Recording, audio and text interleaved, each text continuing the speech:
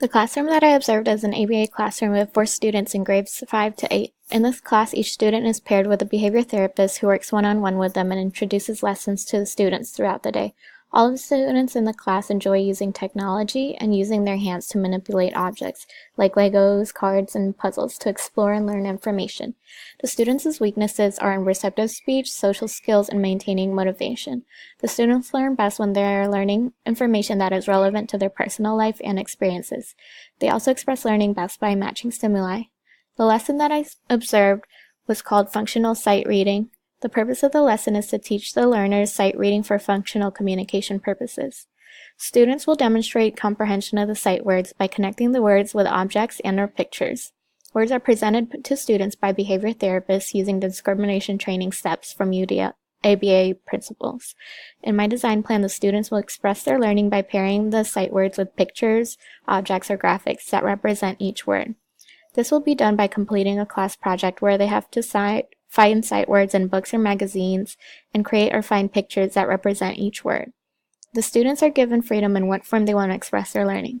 They could use paper magazines or digital magazines, make a poster, use Legos, or any digital software or app to express their learning. I wanted to demonstrate some of the computer-based options that the students had to complete the project. So the first option we have is CoSketch. In CoSketch, you can draw and even type pictures and ideas. And you could also share the picture and live chat with people who are looking at the picture that you're drawing. Let's say the kid finds the sight word music. You can type that in, and they can either decide to draw a music icon, or they can also save a picture of a music icon and upload it.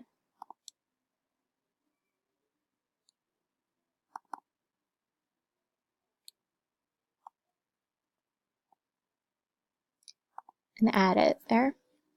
And then once they're done including all of their sight words, they can save the sketch as an embeddable image and share it with other people. The next option is sight words. Is to use jeopardylabs.com, where you can create a Jeopardy game. So the student can add in the word and find an icon that best represents it.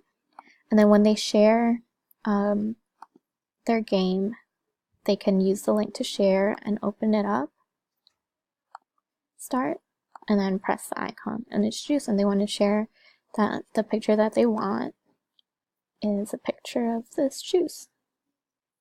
The next option is PowerPoint, where students can type in the word bathroom and then find an icon and add it here so that when they present it,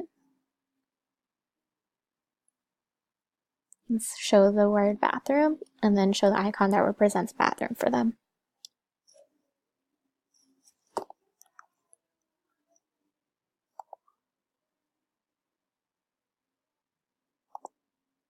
All of these options for completing the project go with checkpoint 7.1, optimize individual choice and autonomy, and 7.3 or 7.2, optimize relevance, value, and authenticity, by teaching words that are functional and will help them communicate better, and also giving them the choice in how they want to share their learning.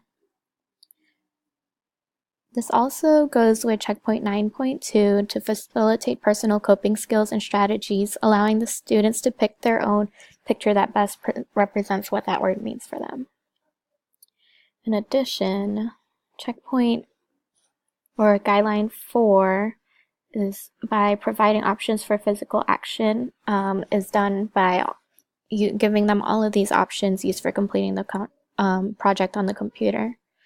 And then checkpoint 5.2, use multiple tools for construction and composition, is done by providing the options of using computer software, websites, apps, or like even using Legos and puzzles and cards.